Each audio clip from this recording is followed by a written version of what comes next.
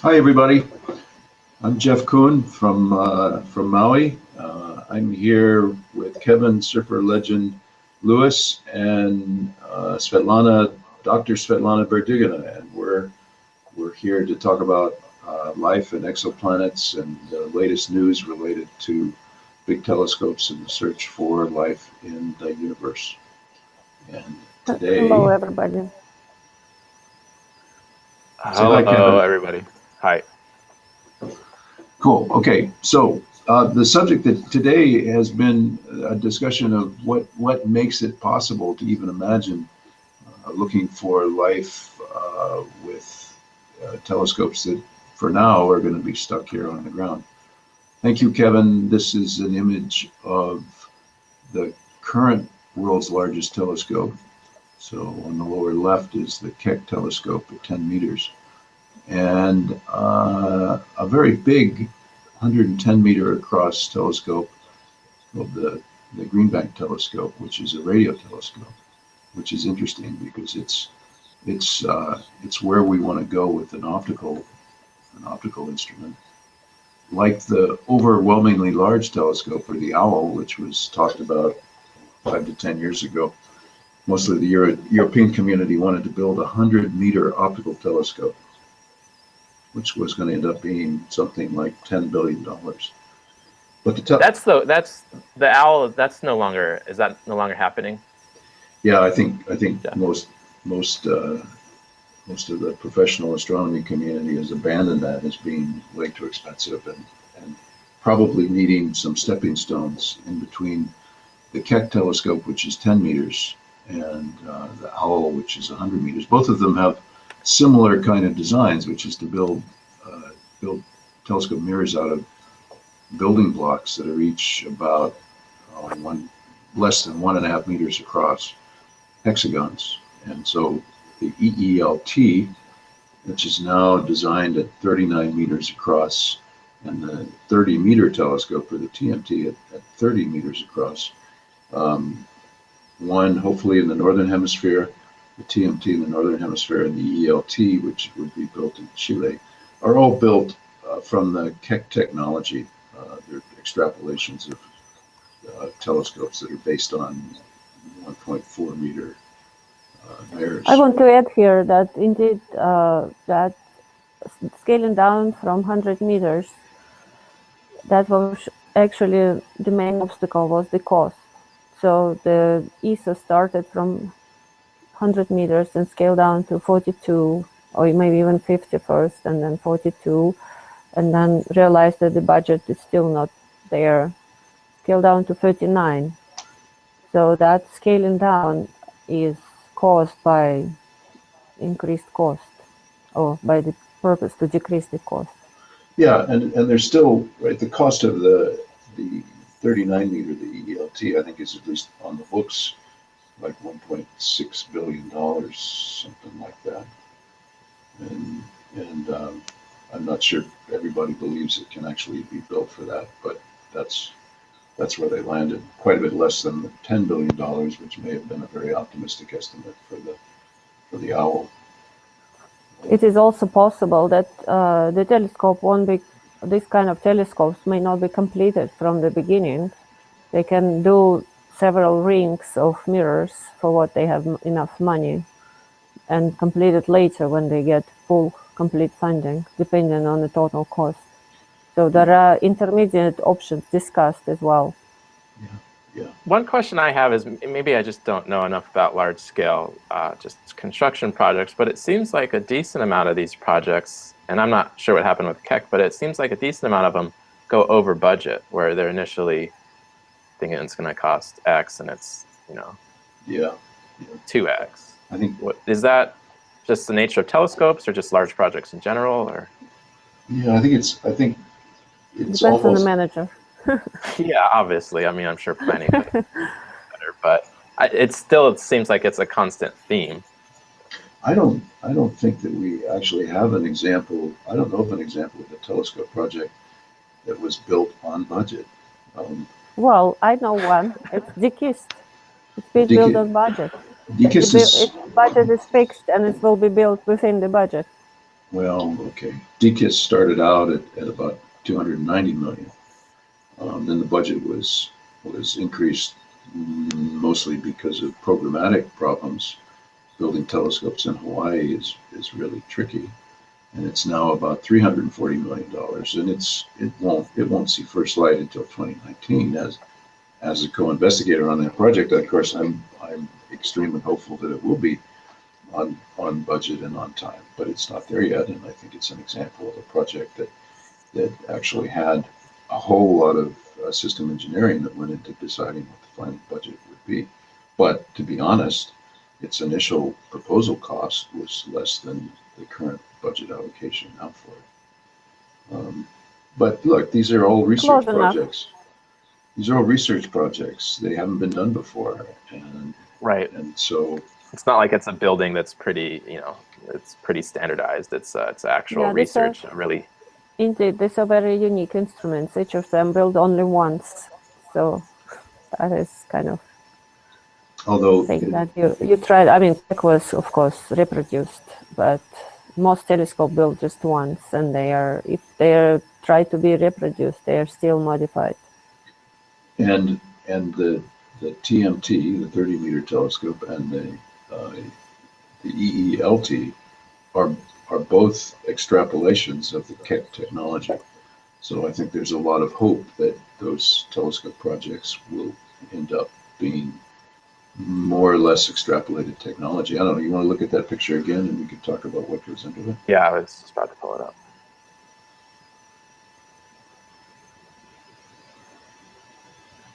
There we go. Yeah. So if you look at the Keck telescope, it looks kind of small in comparison to each of these,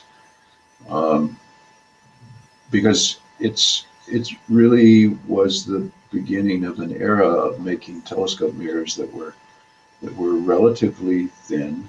The stiffness of the mirror is created not just by the glass, but by the back structure to it. And so it's that combination of the what you call the backing structure and the glass that makes it stiff enough. So the trick in building the telescope mirror, right, is that it can't change its shape within a fraction of a wavelength, or you destroy the image. And so the GBT, that radio telescope, the wavelength is much longer. So the GPT was a few $100 million, even though it's even bigger than the OWL was proposed to be, and would have cost, in the early estimates, $10 billion. So it has to do with the stiffness of the mechanical structure that makes the mirror. And to make something stiff, what does it take? Well, it takes mass in general. You put more glass and the surface gets stiff, or you put glass plus steel, and the Young's modulus of steel and glass are not so different, that you end up producing something that's stiff enough. And that's what Keck does. Keck is a modern telescope where the overall stiffness is created by the glass plus the steel back structure. And then you have to build something that moves it around, and that's called the optical support structure that's in there. And then you have to protect it from the weather, and that's the enclosure. So the three main ingredients are and what really is driving the cost is the total moving mass of the telescope. And the moving mass... The building is also pretty expensive. Yeah. I mean, it's half cost of the telescope and kind of a building. They share similar costs. Well, it's a little less than that, but you're right. The building cost is also expensive, but really what drives all of the cost in the system is the mirrors. And of course, if the building really were half of the cost, then we couldn't much decrease the cost of the whole system. Building cost is usually down there, much below that. Okay, so TMT and EELT are extrapolations of Keck mirror technology, hexagonal mirror segments that are each between 1 and 2 meters across, where the stiffness of each one of those mirror segments is created by by a steel backing structure, and then some electronics that makes all of the mirror surfaces match. And I think, Kevin, we've got a graph that shows how cost scales with the size then in that case. It's a couple down. Yeah, there you go. So what's kind of cool about this is that you can really see how this era of telescopes is being guided by Keck and the Grand Tican. I should have mentioned that the telescope in the Canaries is slightly bigger than Keck, but it's the same technology. And what you see is plotted on the left-hand side of this graph is the mass in tons. And so it's the moving mass of the telescope, which is the hard part. It's basically the part that keeps the mirror pointed in the right direction and with an overall shape to be able to produce an accurate image. And you see that red line on this graph. That red line shows how the mass in these Keck era telescopes is scaling with the diameter. And then, of course, because we have all these cost estimates, the really telling point is that the cost of the telescope project is basically the mass in tons times $1 million. Okay, so the Grand Tican, or rather the OWL, at 100 meters across, estimates of its mass were up at about 10,000 tons. And so that's where that $10 billion number comes from, effectively. And you can see that the GMT and the TMT realistic cost estimates are down around about $1 billion, maybe a little bit more. But they're all Keck era telescopes. Is GMT so expensive? I thought it's cheaper than 1 billion. Yeah, it is supposed to be cheaper than 1 billion, and I think that we'll see what it actually ends up being. GMT is not quite as big, doesn't have as much collecting area as the TMT, and it does this thing of making the mirror segments as big as you can make them. They're each 8 meters. And so it's kind of I surprised that you put GMT actually here. I mean, it's not really scaled Keck up. I mean, this GMT is an exception. That's the one you designed. It's not Keck telescope style. It's kind of a hybrid. You're right. The GMT has some of the mirror stiffness in the mirror cell, we say, in the steel structure in the back, and some of the mirror stiffness in the mirror elements. And the mirror elements are a lot bigger, so it's fair to say that per area there's more mass in the GMT mirrors and less mass in the cell, the mirror cell foil. So that puts it sort of, you're right, not exactly a Keck era, but it's the same idea. Yeah, it's not the same design, but of course the stiffness idea is still there. Yeah, it is. And so for comparison, the GBT, that radio telescope, the Green Bank telescope, is roughly the same diameter as the OWL, but you see it's about half an order of magnitude at least less expensive. And on that note, Connor had a question. He's joining us. Okay. So he was just wondering, are radio telescopes easier to build than optical, and specifically why? I mean, if you kind of talk about that a little bit of why. Yeah, so let's compare GBT and OWL. So GBT was much less than $1 billion. It was a few $100 million, and it depends on how you count the cost, but something like that. An OWL to build would be at least $10 billion. And the reason is that the mirror has to stay in position to a tiny fraction of the wavelength of whatever light you're using the telescope for. So the radio telescope GBT has a wavelength of, well, it works down to wavelengths of millimeters, but the OWL has to work at wavelengths of microns, fractions of a micron. And so the OWL telescope has to keep the mirrors oriented much more accurately. And, Gotcha. and that accurate alignment of the mirrors translates into the stiffness. To make that stiffness, right, so it doesn't deform as it points all over the sky, requires more mass.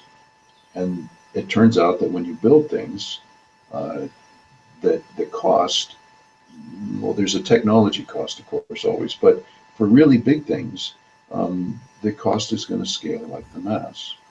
And so OWL has to be much more massive than GBT because of that constraint on having larger stiffness. Right.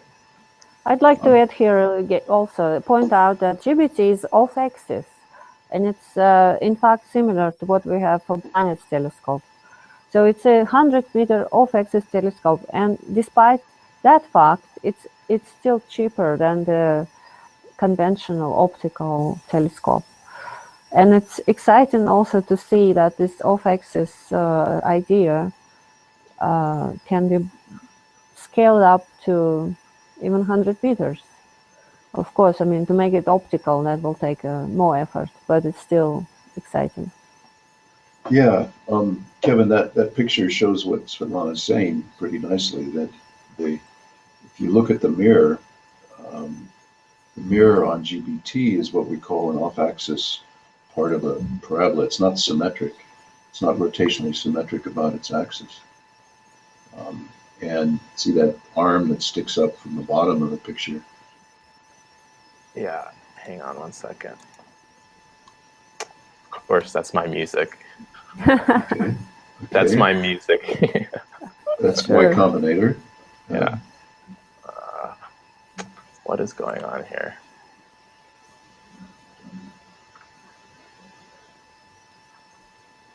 Well, that off-axis feature that is really very important for the exoplanet things that we talk about. But when you look at OWL, for example, see all that structure that sits on top of the mirror or above the mirror.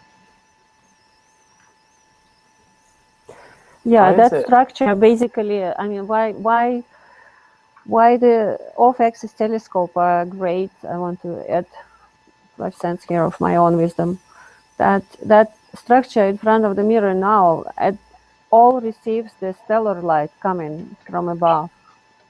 So all this interfering structure creates a lot of scattered light, and that's what makes it difficult to measure very precise small signals photometrically. Yeah, and here it is off-axis, and that's what we plan for Planets telescope, that there is nothing obstructing the main mirror. And that's what makes this telescope, in addition to all other advantages, also extremely photometrically stable and precise. Yeah. So that picture you've got, Kevin, is a great image. It shows the light actually comes in at an angle, not symmetrically around the center of what looks like the perpendicular direction to the middle of that mirror. There's nothing in the way obstructing the receiver that sits up along that arm. And that's what we mean by off-axis. And we'd like to build optical telescopes that have that property, or that at least don't have structure in front of the mirror segments, with as large a mirror segment as we can make. And that's what Colossus does.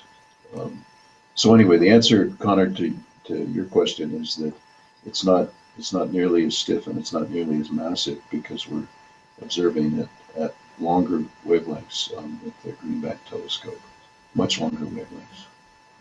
And that's what affects the cost.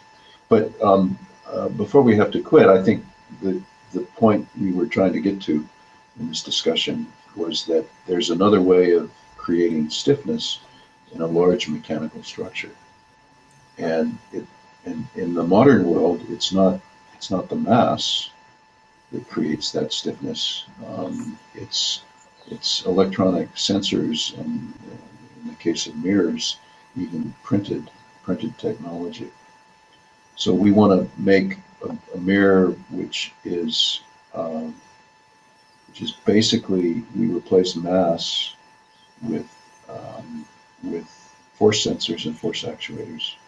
We can print them on the back of a thin piece of glass, so that the overall stiffness that we require is created by electronic controls, and not by the kind of, call it, dumb mass that goes into either the extra glass to make it thick and stiff, or a steel structure in the back of it. But it's also, I think, important to mention that it is also an array of individual telescopes. So every primary mirror has the secondary. That is your invention, or your suggestion was for GMT, used for GMT, and now is proposed for Colossus and ELF. And that's what I find very interesting to mention and to propagate to the community, that in this case you don't have to have a single surface combined with all those segments. So you don't need to have it smooth, exactly the same parabola. It can be still shifted with respect to each other, constructing parabola in a phase space, but not in a physical space. This is, I think, very also important point, and what makes these telescopes less expensive. And that normally hasn't been done, right? I mean, is that kind of a new concept This for these is a new large-scale concept telescopes? proposed by Jeff, yes, and he's probably too modest to say that he proposed that. Well, I'll tell it for you. the GMT is kind of a hybrid, where they want to use some of the. So the idea is that if you build a telescope that's big from scalable elements, but that means then that you actually have to then interfere those elements to get the proper phasing of the overall surface, um, rather than use a mechanical system that keeps each one of the edges of the mirrors aligned very well. We let the edges flop around, and we adjust something that's much less massive, namely each secondary mirror. So in those big telescopes like TMT and EELT, there are lots of mirror segments, but each one of those mirror segments illuminates a big part of the secondary mirror structure. And so you don't have the freedom of moving a tiny element at the secondary. We have to keep that whole primary mirror optical surface co-aligned. It's a big structure and it's massive, and that adds to the cost of the overall system in a very major way. If you build a structure that allows the primary mirrors to move with respect to one another, it doesn't have to be so stiff, and therefore that structure doesn't have to be so massive. And so what we're doing in the Plants Foundation is to build telescopes that are effectively um, a hybrid between a classical imaging telescope, and an interferometer, and that's what allows the mass to be much smaller, and it also makes each one of the building block elements scalable, and so it's not so different to go from ELF, which is big enough to see through rotational exoplanet imaging, say continents on Proxima b, to a Colossus, which with 58 8-meter size mirrors is big enough to find bio and life signatures on a few hundred of the nearest exoplanets around other stars. And it's again this idea that modern, if we get beyond the Keck era of telescopes, we'll be making them stiff without mass electronically, and optically they'll be closer to being interferometers than the classical telescope that we use for imaging. That's the idea. And Jeff, is one of the reasons we're able to do this is because the technology is just cheaper now than it has been in the past, or more advanced than it has been in the last 10 or 15 years? What's the... Yeah, that's exactly right. Right. when Keck was designed and built, the edge control was cutting edge, so to speak, technology for for just having information technology to maintain all those surfaces in alignment. But right now, information technology has gotten so cheap, and we can design electromechanical, optoelectromechanical systems with many more degrees of freedom, and that's what we have to deal with, and then control those degrees of freedom with relatively cheap electronic systems. So it's that new level of technology that makes the future of large optical telescopes. I think it's going to be different than the Keck era that we're living in now. Right. It's been So developed. assuming they were designing, sorry, go ahead, Svetlana. That's okay. It's been developed in the past in the same direction. So the first mirrors were extremely thick, like 5-meter telescope or 6-meter telescope. First of them was extremely thick, but then already 8-meter telescope VLT was designed with the active support structure, so that the mirror gets thinner and there is more active support in there. And now it's the next step, make it even thinner and then make it even more active, basically, in this based on electronics.